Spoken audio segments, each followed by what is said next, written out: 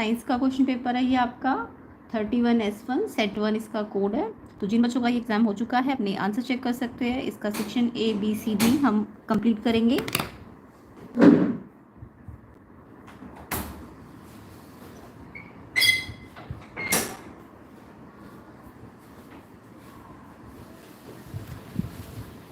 Section A detail में अगर आप चाहते हैं तो वो ऑलरेडी बन चुका है वीडियो में, अभी मैं शॉर्ट में उसके आंसर बता रही हूँ। और सेक्शन B C D को हम करेंगे।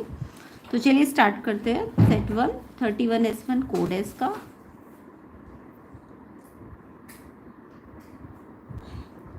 कमेंट करके बताइएगा एग्ज़ाम कैसा गया। वीडियो को ज़्यादा से ज़्यादा शेयर कर देना।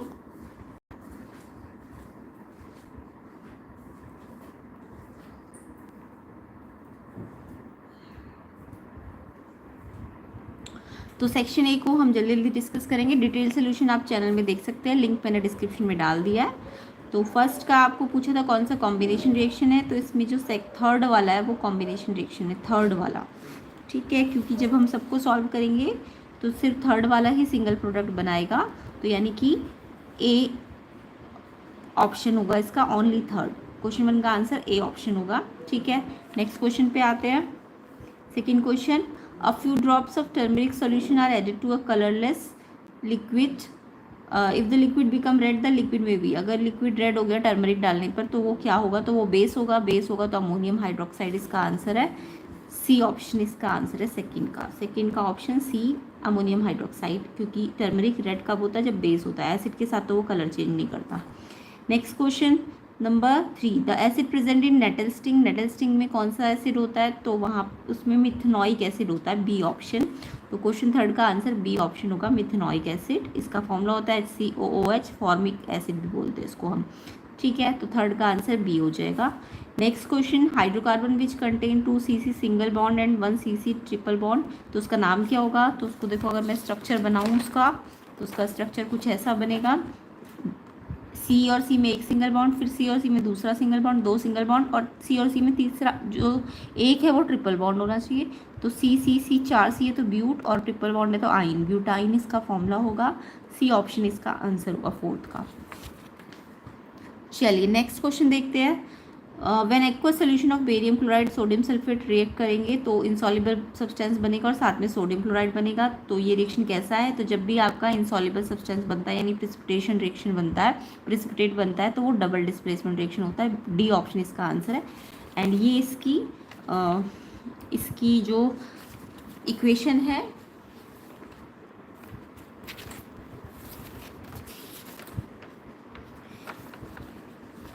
ये इसकी इक्वेशन हो जाएगी BaCl2 Na2SO4। Ba के पास SO4, ये वाइट प्रिसिपिटेट होगा, NaCl बनाएगा। आयंस का एक्सचेंज हुआ है, दोनों ने किया है, तो डबल डिस्प्लेसमेंट प्रिसिपिटेशन रिएक्शन भी कह सकते हो। डी ऑप्शन इसका आंसर हो जाएगा किसका, क्वेश्चन नंबर 5 का। ठीक है, नेक्स्ट क्वेश्चन है हमारे पास 5th का आंसर है डबल डिस्प्लेसमेंट। डी ऑप्शन इसका करेक्ट हो जाएगा। 6th देखेंगे, the name of compound A formed in the following reaction. इस रिएक्शन में ए कंपाउंड क्या होगा, तो देखो NaCl ammonia water carbon dioxide मिलकर आपका सोडियम बाइकार्बोनेट बनाता है और साथ में अमोनियम क्लोराइड बनाता है। तो यहाँ पे पूछा है क्या बनेगा, तो सोडियम हाइड्रोजन कार्बोनेट बनेगा।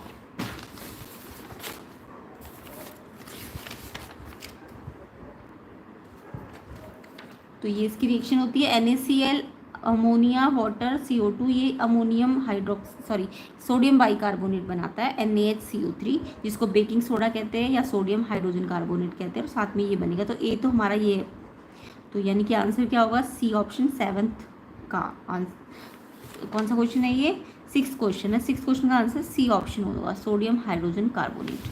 7th देखेंगे, इस रिएक्शन में पूछा है कौन सा ऑक्सीडाइज हुआ और कौन सा रिड्यूस हुआ है। तो कॉपर ऑक्साइड हाइड्रोजन के साथ कॉपर और वाटर बनाता है। ये क्वेश्चन भी आया हुआ था अलग से, देखेंगे किस में आया हुआ ये क्वेश्चन। तो यहाँ पे देखो, कॉपर ऑक्साइड में से कॉपर बन गया, तो यानी ऑक्सीजन हटी तो कॉपर ऑक्साइड रिड्यूस हुआ है, और हाइड्रोजन में ऑक्सीजन आ गई है तो हाइड्रोजन जो है वो ऑक्सीडाइज हुआ है। बी ऑप्शन इसका आंसर है। तो ये एक रिडॉक्स रिएक्शन है। कौन सी रिएक्शन है ये, एक रिडॉक्स रिएक्शन है। तो डिटेल सोल्यूशन भी सॉल्व है, क्वेश्चन लिंक डिस्क्रिप्शन में डला हुआ है, तो उसको आप चेक कर लेना, बहुत डिटेल में समझा गया है। 8th क्वेश्चन देखेंगे, नॉस्ट्रिल्स जो ह्यूमन रेस्पिरेटरी सिस्टम है उसमें क्या पाथ होता है एयर का, जब हम एयर को ब्रीथ इन करते हैं यानी इनहेल करते हैं तो क्या पाथ बनता है? तो सबसे पहले नॉस्ट्रिल, फिर फेरिंग्स होता है, फिर लैरिंग्स होता है, ट्रैकिया, एल्वेली। सी ऑप्शन इसका आंसर है। ऑप्शन सी, ये पाथवे बनाना, nostril, pharynx, larynx, trachea, alveoli, inhalation या ब्रीथ इन करने पे। सी ऑप्शन इसका आंसर होगा। नेक्स्ट क्वेश्चन देखेंगे, a doctor advise a person to take an injection of insulin, why did his pancreas was not secreting the required hormone in proper amount. D option इसका answer है।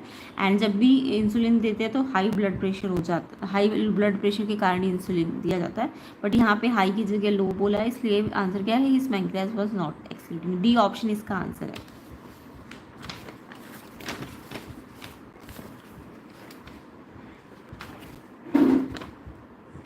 Next question देखेंगे, the movement of sunflower in response to stimulus such as. तो sunflower की जो movement होती है वो किस से होती है, उसमें क्या होता है? डे और नाइट। सी ऑप्शन इसका आंसर होगा, डे और नाइट। सी ऑप्शन आंसर है। नेक्स्ट, यहाँ पे ए और बी को लेबलिंग करनी थी। ए मेरे हिसाब से हाइफी है और बी अगर ये पोर्स में नहीं है तो ये स्पॉन्जिनियम होना चाहिए, बाकी पोर्स में दिख रहा है मुझे ये, तो अगर ये अंदर है तो ये स्पोर होना चाहिए।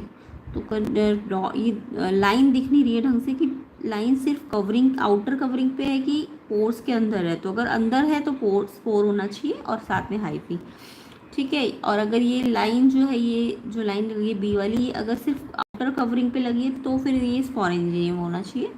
तो देखिए आप पोर पे लगा है कि किस पे लगा है? ये मेरे हिसाब से बाहर लगा हुआ है, पोर पे नहीं लगा, तो ये आंसर सी ऑप्शन होना चाहिए, हाइफी एंड स्पोरेंजियम। ठीक है, नेक्स्ट क्वेश्चन देखेंगे।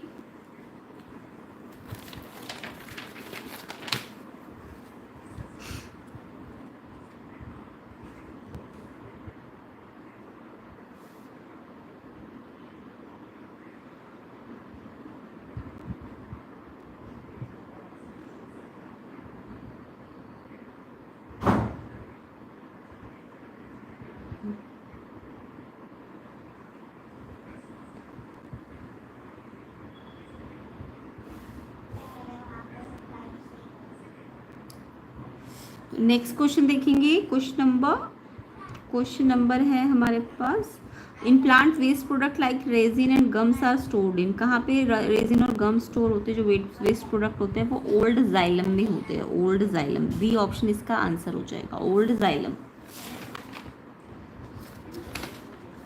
तो ओल्ड जाइलम इसका आंसर है क्वेश्चन 12 का। नेक्स्ट क्वेश्चन देखेंगे, image form by concave mirror, focal length 50 है और मैग्नीफिकेशन -1 है। तो देखो जब भी मैग्नीफिकेशन -1 होता है इसका मतलब माइनस है तो रियल है, और 1 है तो इसका मतलब HI/HO के बराबर है, यानी कि जो जितना ऑब्जेक्ट है साइज़ का उतना ही इमेज भी है। तो जब दोनों बराबर होते हैं HI/HO, तो ऑब्जेक्ट कहाँ पे होता है? ऑब्जेक्ट आपका सी पर होता है। कहाँ पे होता है? सी पर। और इमेज का जो डिस्टेंस होता है वो भी सी पर ही आता है। जब भी ये दोनों बराबर होते हैं तो सी पर आता है ऑब्जेक्ट भी और इमेज भी। अब क्योंकि दोनों सी पर है तो उनके बीच का डिस्टेंस तो 0 आ जाएगा ना। अगर मान लो ऑब्जेक्ट और इमेज, अगर हमसे सिर्फ ऑब्जेक्ट का डिस्टेंस बोलते तो 0 नहीं आता। फिर आपको पता है सी का मतलब फोकल, सी का मतलब रेडियस ऑफ कर्वेचर से होता, तब आप डबल F निकालते तब ये 100 आता। अगर क्या पूछा होता? ऑब्जेक्ट का डिस्टेंस या इमेज का डिस्टेंस, बट आपको ऑब्जेक्ट से इमेज का डिस्टेंस पूछा है इसलिए आंसर 0 आएगा, क्योंकि ऑब्जेक्ट और इमेज तो सेम ही पोजीशन पे है ना, तो 0 है। बट अगर ऑब्जेक्ट डिस्टेंस पूछते तो आंसर फिर 100 आता, ठीक है, क्योंकि ऑब्जेक्ट का डिस्टेंस तो पोल से माना जाता ना। तो यहाँ अभी फिलहाल इसका आंसर 0 है, डी ऑप्शन इसका आंसर है 0। 14, when we connect to many electrical appliances single socket में, तो उससे क्या होगा? करंट जो होता है वो बहुत बढ़ जाता है, ओवरलोडिंग हो जाती है। सी ऑप्शन इसका आंसर है, सी ऑप्शन इसका आंसर है, इंक्रीज हो जाएगा करंट, ठीक है। नेक्स्ट क्वेश्चन देखेंगे 15, consider the following statement, every step in food chain trophic level है। येस, हर एक स्टेप को ट्रॉफिक लेवल कहते हैं, फिर पहले लोअर आता है फिर हायर फिर सेकंड हायर, तो ट्रॉफिक लेवल कहते हैं स्टेप को। ट्रू है ये। डिकम्पोजर्स कॉम्प्लेक्स को सिंपल में बदलते हैं, ये भी ट्रू है। फूड चेन में एनर्जी लेवल बढ़ता है अगर लोअर से हायर पे जाता है, नहीं, लोअर से हायर पे एनर्जी घटती है, तो ये गलत है थर्ड वाला। फोर्थ वाला, linkage between various food chain constitute a food web.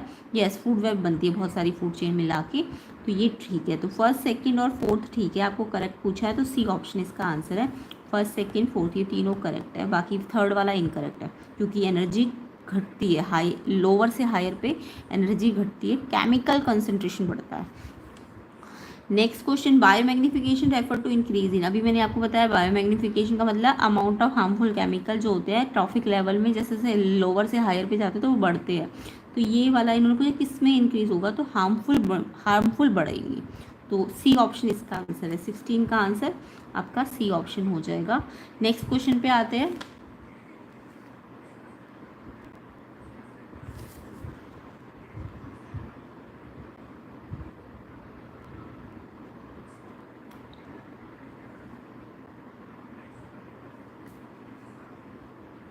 Next question, assertion reason है सोप लेदर नहीं बनाता हार्ड वाटर के साथ, यस ट्रू है, ये एजर्शन ठीक है आपका, एजर्शन ठीक है एंड रीज़न भी ठीक है क्योंकि जो हार्ड वाटर होता है उसमें कैल्शियम मैग्नीशियम सॉल्ट होते हैं जो कि सोप के साथ स्कम बनाते हैं। तो रीज़न भी ठीक है, एजर्शन भी ठीक है, एक्सप्लेनेशन भी ठीक है, इसलिए ए ऑप्शन इसका आंसर है, इसका आंसर ए होगा। 17 का आंसर ए है। 18 देखेंगे, chemical coordination seen in both plant and animal, क्या केमिकल कोऑर्डिनेशन प्लांट और एनिमल दोनों में मिलता है, यस दोनों में मिलता है, ये एजर्शन ठीक है एंड रीज़न भी ठीक है इसका क्योंकि प्लांट हार्मोन जो होते हैं वो डायरेक्शनल ग्रोथ को कंट्रोल करते हैं फोटोट्रॉपिज्म के थ्रू, है ना, और जबकि एनिमल जो होता है वो एक डायरेक्शन में ही ग्रोथ नहीं करते, वो अलग अलग डायरेक्शन में ग्रोथ करते हैं, ये भी ठीक है। और ये एक तरह से केमिकल कोऑर्डिनेशन का ही एग्जाम्पल्स है। तो एजर्शन रीज़न दोनों ठीक है, एक्सप्लेनेशन भी ठीक है, ए ऑप्शन इसका आंसर है। Next question, the commercial unit of electrical energy kilowatt hour, yes commercial unit मतलब कमर्शियल यूनिट क्या होती है जिसमें एनर्जी को हम लार्ज स्केल में मेज़र करते हैं। अगर एसआई यूनिट की बात करें तो जूल है, बट कमर्शियल यूनिट की बात करें तो किलोवाट आवर है। तो एजर्शन बिल्कुल ठीक है, 19 का एजर्शन ठीक है एंड रीज़न गलत है। रीज़न क्यों गलत है, 1 किलोवाट आवर इन्होंने 10 की पावर 6 जूल बोला, जबकि 1 किलोवाट आवर 3.6 इंटू 10 की पावर 6 जूल होता है। तो रीज़न आपका गलत है, एजर्शन ठीक है, रीज़न गलत है, इसलिए सी ऑप्शन इसका आंसर है, 19 का आंसर सी ऑप्शन है। नेक्स्ट क्वेश्चन देखेंगे, ozone O3 is a molecule form by 3 atom of oxygen, yes true है, ऑक्सीजन ओजोन O3 होता है ना इसका फॉर्मूला, ओजोन का फॉर्मूला क्या होता है O3, तो ऑक्सीजन के 3 ही तो एटम है इसके अंदर। तो एजर्शन ठीक है, रीज़न कह रहा है ओजोन शील्ड मतलब प्रोटेक्शन देती है अर्थ को अल्ट्रावायलेट रेडिएशन जो सन से आती है, अल्ट्रावायलेट रेडिएशन बहुत हार्मफुल होती है, तो अगर वो डायरेक्ट आएगी अर्थ में तो skin cancer, plant disease, plant खराब हो जाएंगे, तो इसलिए ओजोन क्या करती है, प्रोटेक्शन देती है अर्थ को। तो ये रीज़न भी आपका ठीक है, एजर्शन भी ठीक है, बट एक्सप्लेनेशन वाइज ये ठीक नहीं है क्योंकि 3 एटम है, इसका कोई एक्सप्लेनेशन ये वाला तो नहीं है। तो एजर्शन रीज़न सिर्फ ठीक है, एक्सप्लेनेशन ठीक नहीं है, बी ऑप्शन इसका आंसर है, 20 का आंसर बी ऑप्शन है। तो डिटेल सोल्यूशन चाहते हो इनका तो आप इस लिंक डिस्क्रिप्शन में डाला हुआ है, उसमें आप चेक कर सकते हो। अभी हम इसके सेक्शन बी सी डी को करेंगे, तो चलिए स्टार्ट करते हैं सेक्शन बी। तो सेक्शन बी में 21st क्वेश्चन पूछा डक्टिलिटी और मैलेबिलिटी, सिंपल सा क्वेश्चन था, ये सबको ही आता होगा। डक्टिलिटी प्रॉपर्टी है मेटल की जिसमें वो कन्वर्ट हो सकती है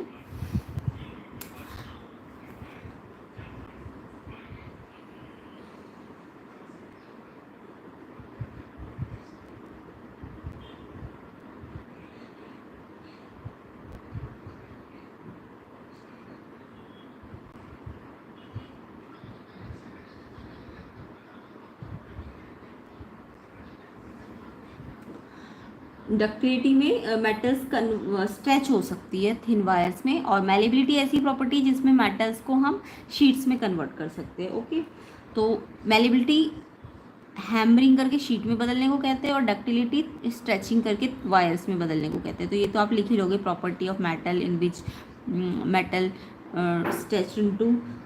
stretched into thin wires is called ductility and metal hammered to form thin sheets, this is property is malleability. And एक एलिमेंट पूछा था जो डक्टिलिटी भी शो करता है और मैलेबिलिटी भी, तो यहाँ पे कॉपर और एल्यूमिनियम की, एल्यूमिनियम देखो वायर भी बन सकती है, एल्यूमिनियम की शीट भी बन सकती है, ऐसी कॉपर की वायर भी बन सकती है, कॉपर की शीट भी, इवन सिल्वर वो भी डक्टाइल भी होती है और मैलेबल भी होती है। तो इसका आंसर एलिमेंट एक पूछा है, वैसे तो आप कॉपर सिल्वर एल्यूमिनियम कुछ भी लिख सकते थे। Next question number 22, list two ways due to which variation arise in population, variation किस कारण से अराइज होता है और उसकी इंपॉर्टेंस क्या है, वेरिएशन की इंपॉर्टेंस क्या है। तो देखो वेरिएशन का कॉज पूछा है इन्होंने, तो पहला कॉज तो है म्यूटेशन एंड दूसरा कॉज है इसका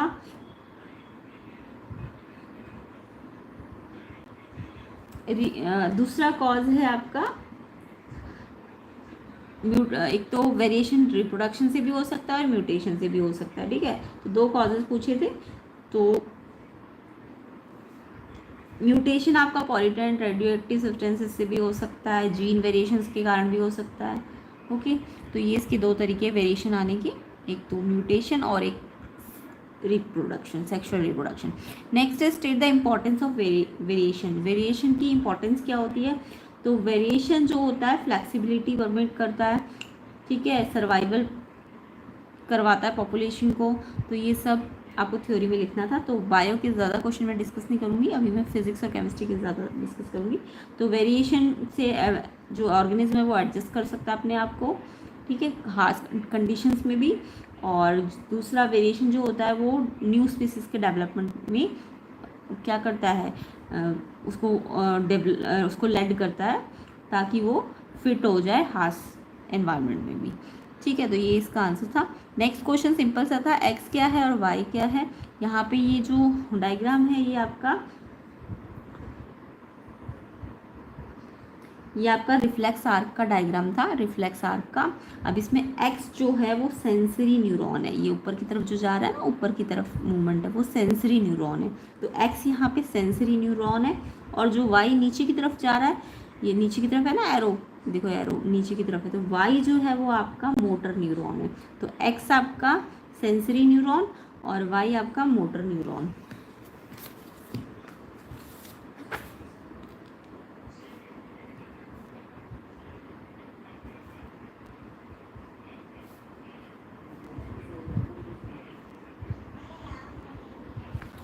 ठीक है, तो एक्स सेंसरी न्यूरॉन, ऊपर की तरफ अगर एरो है और नीचे की तरफ है तो मोटर न्यूरॉन।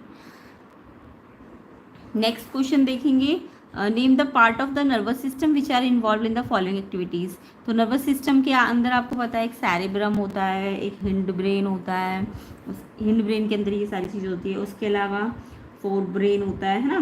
तो यहाँ पे पूछा कौन सा पार्ट नर्वस सिस्टम का इन चीज़ों में यूज़ हो रहा है।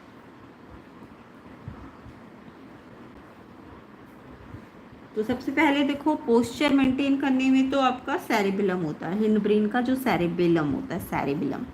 फर्स्ट का आंसर क्या है? सेरेबेलम। क्वेश्चन 24 का आंसर फर्स्ट का, पोस्चर में कौन सा वाला यूज हो रहा है? सेरेबेलम। और ये किस में होता है? हिंड ब्रेन में। सेरेबेलम किस में होता है? हिंड ब्रेन में। दूसरा आपको पूछा है, दूसरा पूछा सलाइवेशन में क्या यूज होता है। तो सलाइवेशन में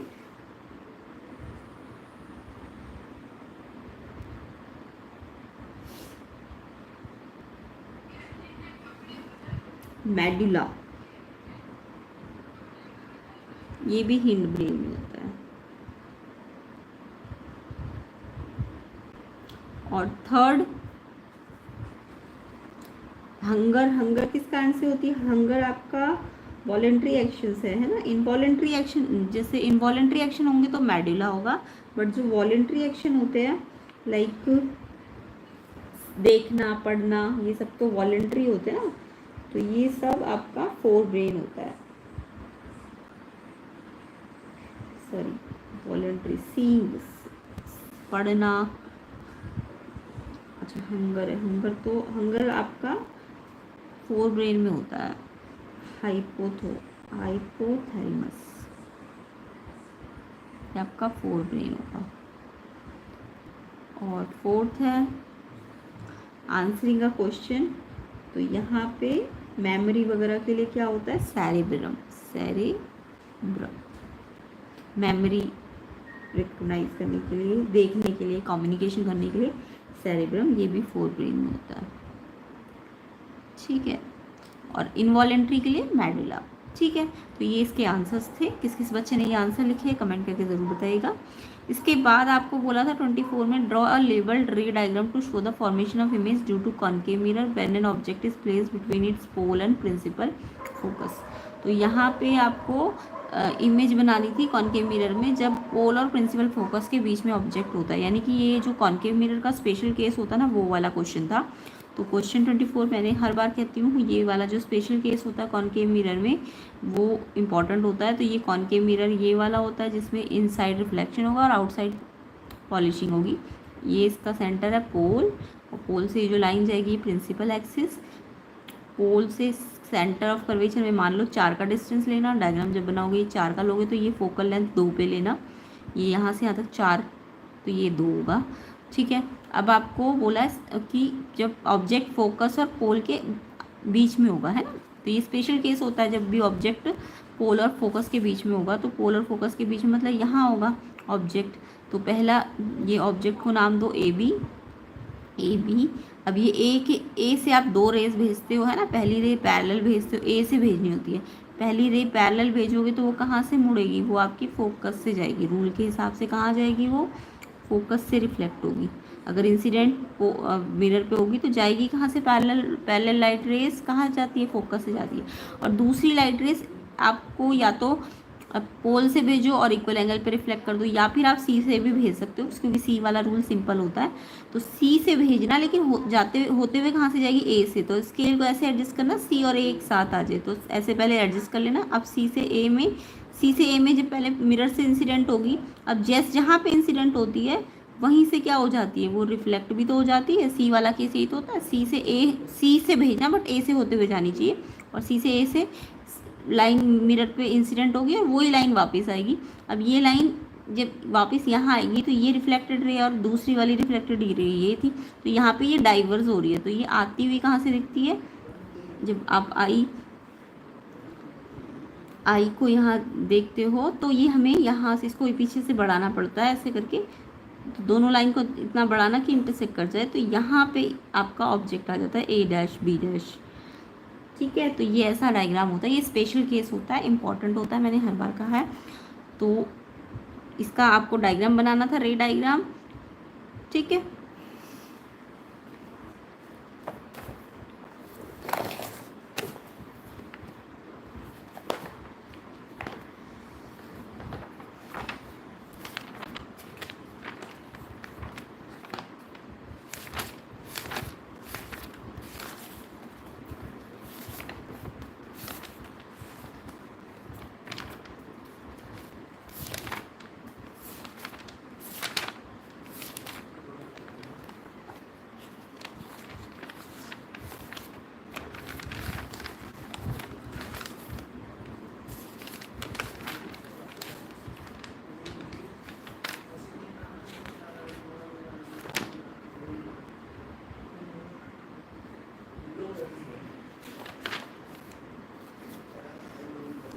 तो ये वाला डायग्राम होता है स्पेशल केस का। इसमें ऑब्जेक्ट हमेशा, इमेज जो है ये बिहाइंड द मिरर आता है और ऑब्जेक्ट से बड़ा साइज का होता है, ठीक है, और वर्चुअल इरेक्ट होता है। तो ऐसे करके ये वाला केस होता है, इंपॉर्टेंट होता है ये केस।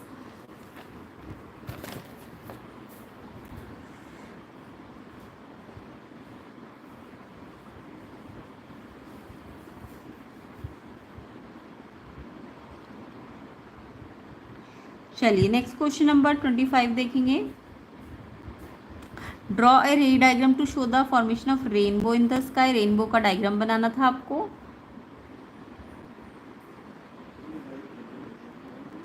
और उसके बाद आपको उसमें 3 पॉइंट मार्क करने, ए बी सी। ए जहाँ पे डिस्पर्शन होगा, बी जहाँ पे इंटरनल रिफ्लेक्शन होगा, और सी जहाँ पे रिफ्रैक्शन होगा।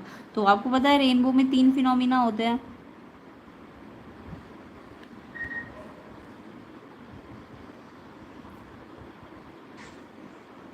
मैथ्स में प्लेलिस्ट सेक्शन कर लो। प्लेलिस्ट आपको चैनल पेज पे प्लेलिस्ट सेक्शन में मिल जाएगा। मैथ्स की बहुत सारी प्लेलिस्ट के अंदर बहुत सारी वीडियोस बनी हुई है, लाइव भी चल रहा है, बट प्लेलिस्ट को अच्छी तरह से कीजिए। 8-10 क्वेश्चन पेपर कर लीजिए, उसके आपका एग्ज़ाम बहुत अच्छा चला जाएगा। प्लेलिस्ट को करना है, देखना नहीं है, सिर्फ खुद करके देखिए क्वेश्चंस को।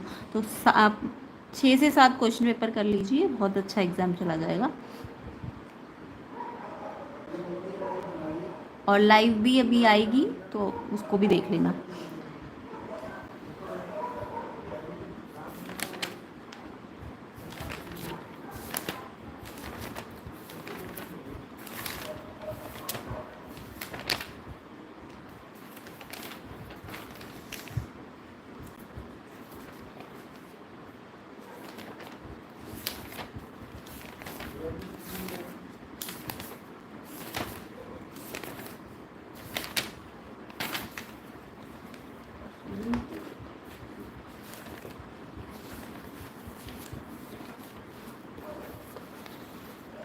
तो देखिए ये रेनबो का डायग्राम होता है। रेनबो में क्या होता है, सन से लाइट, वाइट लाइट इस ड्रॉप्स पे पड़ती है।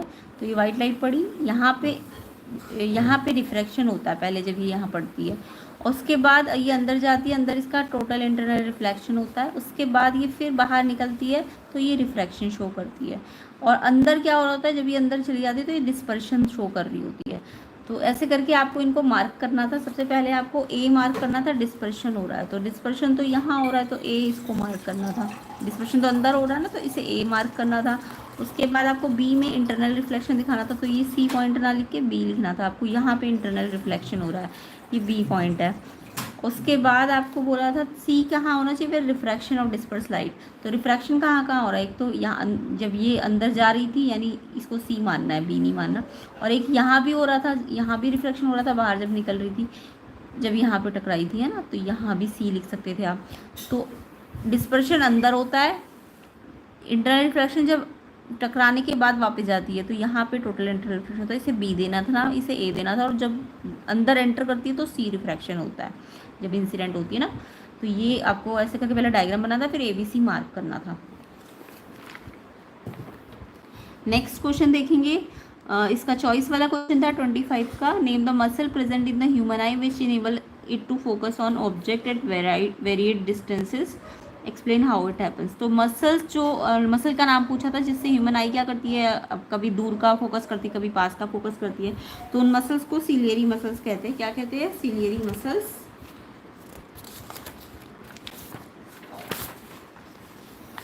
मसल्स का नाम क्या है, सिलियरी मसल्स। तो क्वेश्चन नंबर 25 का बी ऑप्शन, मसल्स का नाम पूछा है तो सिलियरी मसल्स से क्या करती है, आइज कम पास या दूर की चीज़ों को देख सकती है सिलियरी मसल की हेल्प से। और वो जो देखने की एबिलिटी होती है उसे पावर ऑफ अकोमोडेशन कहते हैं। ठीक है, एबिलिटी को पावर ऑफ अकोमोडेशन कहते हैं। किसकी हेल्प से देखती है, किसकी हेल्प से फोकल लेंथ को कम या ज़्यादा करती है, एडजस्ट करती है, सिलियरी मसल्स की हेल्प से।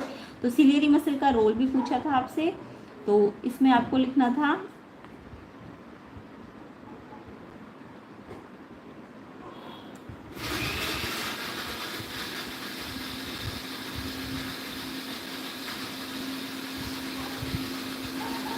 यहाँ पे आपको लिखना था। तो एबिलिटी ऑफ आई लेंस को तो आप क्या कहते हो, एबिलिटी ऑफ लेंस को तो अकोमोडेशन कहते हो। लिखना आपको यहाँ से था, when the ciliary muscle relax होती है तो लेंस थिन हो जाता है और फोकल लेंथ बढ़ जाती है, और इससे आप दूर की चीज़ें देख पाते हो। और जब आप पास का देखना होता है तो सिलियरी मसल कॉन्ट्रैक्ट हो जाती है, और कॉन्ट्रैक्ट हो जाती है तो इससे क्या होता है, कर्वेचर ऑफ आई लेंस बढ़ता है, जिससे आई लेंस थिकर हो जाता है, और थिकर होने से फोकल लेंथ कम हो जाती है, और इससे आप पास की चीज़ों को देख पाते हो। तो ये सब आपको लिखना था कि सिलियरी मसल वर्क कैसे करती है। Next question, a vegetarian food habit help in getting more energy. जो वेजिटेरियन फूड हैबिट होती है वो ज़्यादा एनर्जी देने में हेल्प करती है। यस, आपने पढ़ा है फूड चेन में क्या होता है, जो प्राइमरी ट्रॉफिक लेवल होते हैं उसको ज़्यादा एनर्जी मिलती है और सेकेंडरी वालों को एनर्जी कम मिलती है। तो when energy travel lower trophic level to higher, then energy क्या हो जाती है, डिक्रीज हो जाती है। हैंस वेजिटेरियन जो होती है वो ज़्यादा एनर्जी होती है, और जो नॉन वेजिटेरियन होते हैं उनको कम एनर्जी मिलती है। तो ये सब आपको लिखना था। सेक्शन सी को देखते हैं। सेक्शन सी है, right a chemical equation for the reaction in which change in colour is observe when a metal is kept immersed in a salt solution of another metal. तो एक chemical equation बनानी है जहाँ पे change in colour को show करना है। Metal को आपने एक सॉल्ट सोल्यूशन ऑफ दूसरे मेटल के सॉल्ट सोल्यूशन में डालना है। तो देखो यहाँ पे दूसरे मेटल की सॉल्ट सोल्यूशन में डालना है मेटल को, तो यहाँ डिस्प्लेसमेंट रिएक्शन होगा। तो डिस्प्लेसमेंट रिएक्शन आप किसी का भी दिखा दो, एक मेटल को तो उसके आयन के साथ दिखा दो और एक मेटल को अलग से दिखा दो सिंगल। तो मेटल को हमने किस में डाला, एक दूसरी मेटल के सोल्यूशन में। तो ये सिंगल मेटल है, ये कॉपर का सोल्यूशन है, कॉपर सल्फेट। अब जब आपको पता है आयरन क्योंकि कॉपर से ज़्यादा रिएक्टिव है, रिएक्टिविटी सीरीज अगर आती होगी तो आयरन अगर ज़्यादा रिएक्टिव है तो कॉपर कम रिएक्टिव है, तो कॉपर का जो ये सल्फेट आयन है ये आयरन के पास चला जाता है, डिस्प्लेस हो जाता है और फिर कॉपर अलग हो जाता है। ठीक है, तो कॉपर सल्फेट ब्लू कलर का था पहले, आयरन सल्फेट बना तो वो ग्रीन कलर का हो गया, और आयरन पहले ग्रे था, बाद में कैसा हो गया, ग्रीन कलर, और कॉपर ब्लू से कैसा हो गया, रेड ब्राउन हो गया। तो ऐसे कलर करके कलर वगैरह आपको दिखाने थे। तो डिस्प्लेसमेंट रिएक्शन एक्चुअल में आपको दिखाना था। यहाँ पे कौन सा रिएक्शन दिखाना था, डिस्प्लेसमेंट। अब ज़रूरी नहीं यही वाला, कोई और भी दिखा सकते थे, डिस्प्लेसमेंट रिएक्शन शो करना है। ठीक है। नेक्स्ट क्वेश्चन देखेंगे इसका B part, when hydrogen gas pass over heated copper oxide copper and steamer form. देखो ये क्वेश्चन मैंने अभी पीछे आपको एमसीक्यू वाले क्वेश्चन में बोला था कि क्वेश्चन आया हुआ है और मतलब वो क्वेश्चन का इक्वेशन बना हुआ है और क्वेश्चन भी इसी में से आ गया। देखो तो यहाँ पे आपको ये इक्वेशन था ना, कॉपर ऑक्साइड हाइड्रोजन के साथ क्या बना रहा था, कॉपर और वाटर बना रहा था। इस क्वेश्चन में ये रिएक्शन तो लिखना ही लिखना था, बट इसके साथ साथ इन्होंने बोला था इसके ना बैलेंस केमिकल इक्वेशन बनाने के बाद फिजिकल स्टेट्स भी दिखानी थी। तो ये पहले तो बैलेंस है ही, कॉपर एक है, कॉपर एक है, ऑक्सीजन एक है, ऑक्सीजन एक है, हाइड्रोजन दो है, हाइड्रोजन दो है, ऑलरेडी बैलेंस्ड है। जस्ट आपको ये फिजिकल स्टेट दिखानी। कॉपर ऑक्साइड सॉलिड होता है, हाइड्रोजन गैस होती है, कॉपर सॉलिड होता है और वाटर कैसा है, आपको स्टीम बोला है ना, तो स्टीम बोला है तो गैसियस फॉर्म लिखनी है। तो ये इसकी फिजिकल स्टेट है। और ये कौन सा रिएक्शन है, यहाँ पे देखो ऑक्सीजन पहले यहाँ से गई है और हाइड्रोजन में आई है, तो ये ऑक्सीडेशन भी हुआ है, रिडक्शन भी हुआ है, तो ये एक रिडॉक्स रिएक्शन है। क्या है ये, एक रिडॉक्स रिएक्शन है। तो सिंपल सा क्वेश्चन था, बल्कि एमसीक्यू में ये रिएक्शन था भी दिया हुआ और आपको पता भी था ऑक्सीडाइज और रिडक्शन वाले टॉपिक में आया था, वो रिडॉक्स रिएक्शन है। ठीक है। नेक्स्ट क्वेश्चन देखेंगे, what is mean by pH of a solution? The pH of rainwater collected from two cities A and B 6.1 5.3, the water of which city is more acidic। तो यहाँ पे एक छोटा सा आपको pH के बारे में पता होना चाहिए। पहले तो pH की डेफिनेशन ही लिखनी थी। pH एक नंबर होता है जो बताता है एसिडिक स्ट्रेंथ या फिर H+ आयन का कंसनट्रेशन, ये सिंबल कंसनट्रेशन का होता है। तो H+ आयन का कंसनट्रेशन या फिर एसिडिक स्ट्रेंथ किसमें, सोल्यूशन के अंदर। तो pH एक नंबर है। ठीक है। अब pH नंबर एसिडिक स्ट्रेंथ के इन्वर्सली प्रोपोर्शनेट होता है या फिर हाइड्रोजन आयन की कंसंट्रेशन के इन्वर्सली प्रोपोर्शनेट होता है। लेकिन pH जो है OH- यानी बेसिक स्ट्रेंथ के डायरेक्टली प्रोपोर्शनेट होता है, ये याद रखना।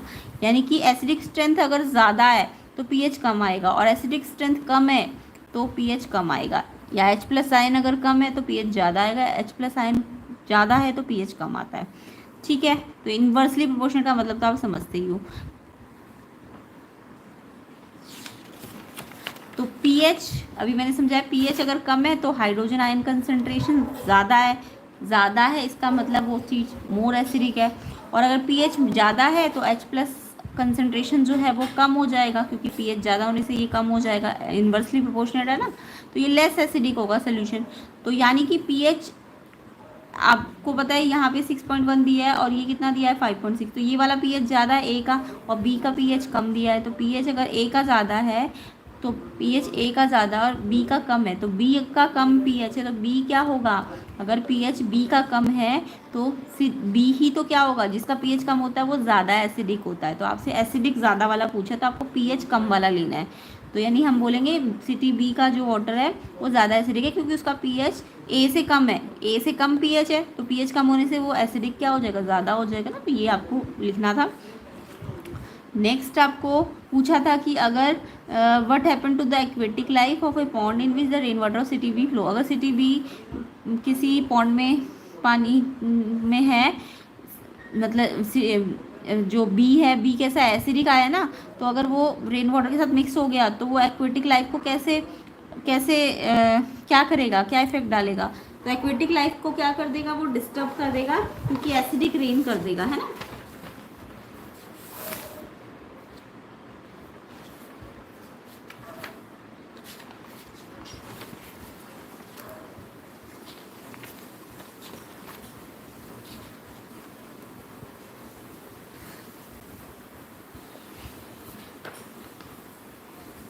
तो यहाँ पे आपको ये लिखना था टू मच एसिड रेन होगी अगर सिटी बी की, तो pH ऑफ लेक वाटर क्या हो जाएगा, वो pH ऑफ लेक वाटर या रिवर वाटर इतना हो जाएगा कि वो बहुत ज़्यादा एसिडिक हो जाएगा, जिससे सर्वाइवल ऑफ एक्वेटिक जो लाइफ है वो डिफ़िकल्ट हो जाएगा।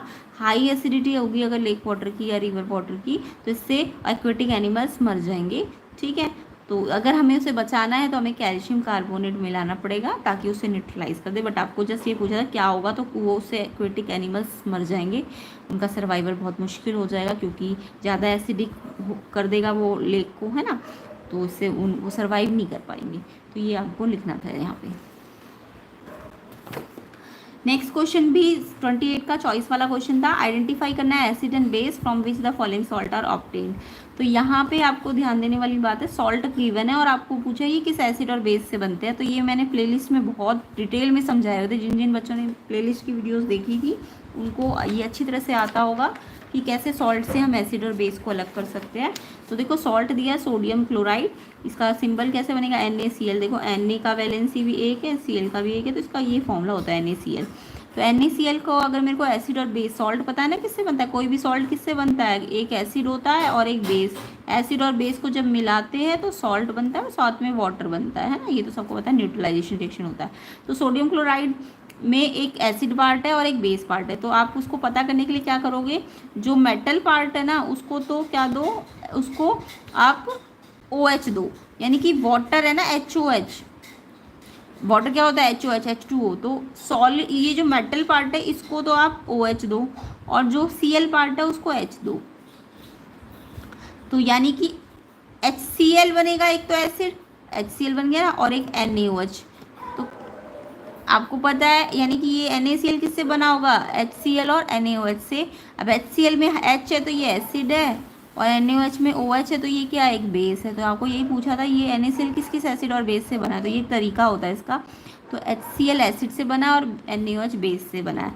अब आपको पता है HCl कैसा एसिड होता है, ये एक स्ट्रॉन्ग एसिड होता है। कैसा एसिड होता है, स्ट्रॉन्ग। और NaOH बेस भी कैसा होता है, स्ट्रॉन्ग। तो जब दोनों चीज़ें स्ट्रॉन्ग हो ना, तो NaCl जो होता है वो एक स्ट्रॉन्ग सॉल्ट होता है या न्यूट्रल सॉल्ट होता है। कैसा सॉल्ट होता है, न्यूट्रल सॉल्ट होता है। तो NaCl कैसा है, एक न्यूट्रल सॉल्ट है, क्योंकि इसमें दोनों चीज़ें स्ट्रॉन्ग है, तो ये एक न्यूट्रल सॉल्ट है। ठीक है, तो यही पूछा था आपसे। एक तो यही पूछा था कि किस एसिड और बेस से बने, तो एसिड तो आपका HCl है और बेस NaOH है। उसके बाद पूछा था इसका नेचर कैसा है, एसिडिक है, बेसिक है कि न्यूट्रल। तो ये एक न्यूट्रल सॉल्ट है क्योंकि इसमें दोनों चीज़ें स्ट्रॉन्ग है। दूसरा क्वेश्चन इसमें था अमोनियम सल्फेट। तो अमोनियम सल्फेट का फॉर्मूला क्या होता है, अमोनियम सल्फेट NH4 और SO4 1 2। तो यहाँ पे इसकी वैलेंसी 1 होती है, इसकी 2 होती है, तो यहाँ 2 आ जाएगा ना, ये इसका फॉर्मूला होता है। तो अब देखो इसमें भी वही करो, H और OH वाटर दो। अब इसके पास तो OH जाएगा और SO4 के पास H जाएगा, तो HSO4 तो कुछ नहीं होता, H2SO4 होता है, और यहाँ पे NH4OH बन जाएगा। तो ये तो एसिड है आपका और ये बेस है। ठीक है, अब ये एसिड कैसा है, H2SO4 एक स्ट्रॉन्ग एसिड होता है, और बेस ये कैसा है, अमोनियम का बेस कैसा होता है, वीक होता है। तो यहाँ पे एसिड स्ट्रॉन्ग है ना, बेस तो वीक है। तो अगर एसिड स्ट्रॉन्ग है तो जो सॉल्ट है वो एसिडिक होगा। कैसा होगा, जो चीज़ स्ट्रॉन्ग होगी वो वही वाला सॉल्ट बनेगा, एसिडिक सॉल्ट बनेगा। अगर मान लो बेस स्ट्रॉन्ग होता और वीक एसिड होता तो बेसिक सॉल्ट बनता। तो अभी तो फिलहाल एसिडिक सॉल्ट बनेगा। तो इस तरीके से ये क्वेश्चन करने होते हैं। तो आई होप ये क्वेश्चन समझ आ गया होगा और ऐसा ही करके आए होंगे अगर आपने प्लेलिस्ट की वीडियोस को अच्छी तरह से देखा होगा। 29 question, name a part of the flower which persist even after a fruit is form. तो फ्लावर का वो पार्ट जो फ्रूट में परसिस्ट करता है। तो यहाँ पे आएगा सेपल्स, फर्स्ट वाले का आंसर सेपल होगा। And attract insect for pollination, इसमें आएगा पेटल्स। एंड नेक्स्ट है प्रोड्यूस पोलन ग्रेन्स, इसमें आएगा एंथर, एंथर ANTHER। और changes into seed after fertilization, ovules. तो ये इसके आंसर्स है। एंड नेक्स्ट पूछा था इसमें after pollination how does male germ cell reach the ovary. तो यहाँ पे किसके थ्रू जाता है, पोलन ट्यूब्स के थ्रू। तो ये इसका आंसर था। ठीक है, ये आपको इसका पूरा चार्ट बनाना होता है। तो ये बायो का क्वेश्चन है, ये बाद में डिस्कस कर लेंगे। अभी फिलहाल 31 क्वेश्चन को देख लो।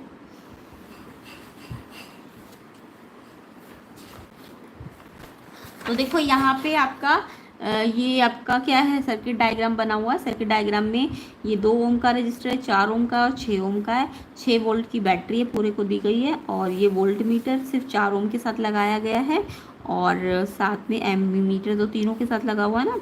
तो आपको पहले तो टोटल रेजिस्टेंस निकालना है, फिर एमीमीटर की रीडिंग निकालनी है, देन आपको यहाँ पे रीडिंग ऑफ वोल्ट मीटर भी निकालनी है। तो सब सिंपल सा क्वेश्चन था। सारे रजिस्टर कैसे लगे हुए हैं, सीरीज़ में लगे हुए ना।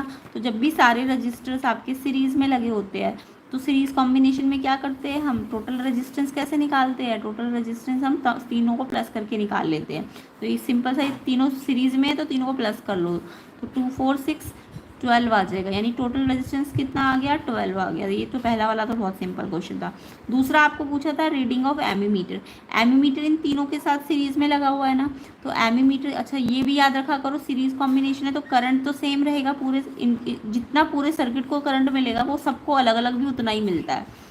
ठीक है, तो पूरे सर्किट का अगर आप करंट निकालोगे तो 2 को भी उतना ही मिलेगा, 4 को भी उतना ही मिलेगा, 6 को भी उतना ही मिलेगा, तो करंट सेम रहेगा। लेकिन पोटेंशियल डिफरेंस जो होगा, वोल्टेज यानी कि वोल्टेज जो होगी वो सबको अलग अलग मिलेगी, क्योंकि सीरीज में वोल्टेज अलग अलग मिलती है। तो अगर टोटल वोल्टेज 6 है तो ये 6 वोल्टेज इसको भी इसको जितनी जितनी मिलेगी उनका टोटल 6 आना चाहिए, यानी सबको अलग अलग मिलेगी, क्योंकि सारे की वैल्यू अलग अलग है ना। तो सीरीज में वोल्टेज अलग होती है बट करंट सेम होता है। तो करंट आप टोटल सर्किट का निकाल लो, टोटल सर्किट का आई निकालोगे तो V equal to I R, Ohm's law. तो आई क्या होता है, वी बाई आर, है ना। आई कैसे निकलेगा, वी बाई आर। अगर टोटल करंट निकाल लो तो वी भी टोटल लो और आर भी टोटल लो। तो वी टोटल आपको दे ही रखी थी क्वेश्चन में, इन सबकी कितनी थी, 6 वोल्ट। तो 6 वोल्ट और आर टोटल हमने निकाला तो 12 आया। तो ये करंट कितना आएगा, टोटल करंट हाफ एम्पियर। अब टोटल करंट हाफ एम्पियर है ना, तो ये पहले रजिस्टर को भी इतना ही मिलेगा, I1 को भी हाफ ही मिलेगा, I2 वाले को भी हाफ ही मिलेगा और I3 वाले को भी हाफ ही मिलेगा। तो अगर I1 I2 I3 में से कोई भी निकालना होता तो आपको हाफ हाफ ही रखना होता, जो टोटल आया वही। बट जो आपको रीडिंग ऑफ वोल्ट मीटर बोलिए, अब देखो वोल्ट मीटर सिर्फ 4 ओम के साथ लगा हुआ है ना, 4 ओम के साथ ही तो वोल्ट मीटर है, तो हमें 4 ओम के लिए वोल्टेज निकालनी है एक तरह से। वोल्ट मीटर की रीडिंग मतलब वोल्ट मीटर किसके साथ लगा है, 4 ओम के साथ लगा है, तो 4 ओम के लिए आपको वोल्टेज निकालनी है। टोटल वोल्टेज तो पता है 6, बट 4 ओम के लिए अलग से निकालनी है, क्योंकि हमें पता है कि वोल्टेज तो सबके लिए अलग अलग आ रही होगी, V1 अलग आ रहा होगा, V2 अलग आ रहा होगा, V3 अलग आ रहा होगा। तो हमको सेकेंड वाले के लिए निकालना है, तो सेकंड वाले के लिए निकालना है तो V equal to I R. अब सेकंड वाले के लिए निकालना है तो R कौन सा वाला लोगे, सेकंड वाला लोगे, बट I तो सबके लिए सेम है, जो I चाहे V2 लेना है तो I2 और R2 low, but I1 I2 R2 ये तो सब I1 I2 I3 तो सबका सेम है ना, वो कितना आया हाफ, बट R2 कितना है 4, क्योंकि सेकंड वाला सेकंड के साथ से ये R1 है, ये R2 है, R3, तो R2 के साथ वोल्टेज है ना, तो V2 निकालना है तो I2 इंटू R2, I2 तो हाफ ही आया है, बट रेजिस्टेंस उसका अलग है, तो 2 वोल्ट रीडिंग, वोल्ट मीटर की रीडिंग आ जाएगी। वोल्ट मीटर आपको देखना था किसके साथ लगा हुआ है, अगर इसके साथ लगा होता, मान लो इसके साथ लगा होता तो मेरे को V1 निकालना होता, तब वोल्ट मीटर की रीडिंग क्या होती, I1 R1। तो I1 तो सबके लिए सेम है हाफ, क्योंकि टोटल आई निकाल लिया मैंने, उतना ही सबके लिए आएगा। R1 2 होता तो ये कितना आ जाता 1। ऐसे 6 वाले के लिए निकालना होता तो हाफ इंटू 6 यानी 3 आ जाता। तो आई होप क्वेश्चन समझ आ गया होगा, जिसके साथ वोल्ट मीटर लगा हुआ उसी का वोल्टेज निकालनी है, यानी कि तो इस तरीके से ये क्वेश्चन करना था। आई होप क्वेश्चंस आपको समझ आ गए होंगे। अब नेक्स्ट पार्ट में हम क्या करेंगे, सेक्शन D E को कंप्लीट करेंगे। तो सेक्शन C हमने ऑलमोस्ट कंप्लीट कर लिया है, सेक्शन D और E को हम नेक्स्ट पार्ट में कवर करेंगे। वीडियो को ज़्यादा से ज़्यादा शेयर कर देना एंड चैनल को सब्सक्राइब कर देना, अगर चैनल में नए हो अपने फ्रेंड्स को शेयर कर देना, लाइक कम से कम 500 दीजिए ताकि मैं सेक्शन D E और बाकी के सेट भी जल्दी जल्दी बना सकूँ।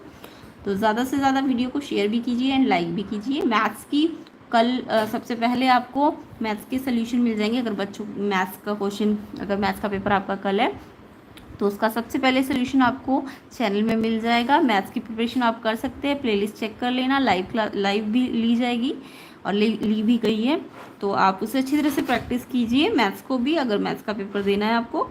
एंड ये इसका जो DE सेक्शन है अदर साइड से हम नेक्स्ट पार्ट में कवर करेंगे। वीडियो को ज़्यादा से ज़्यादा शेयर कीजिए एंड चैनल को सब्सक्राइब कर लीजिए।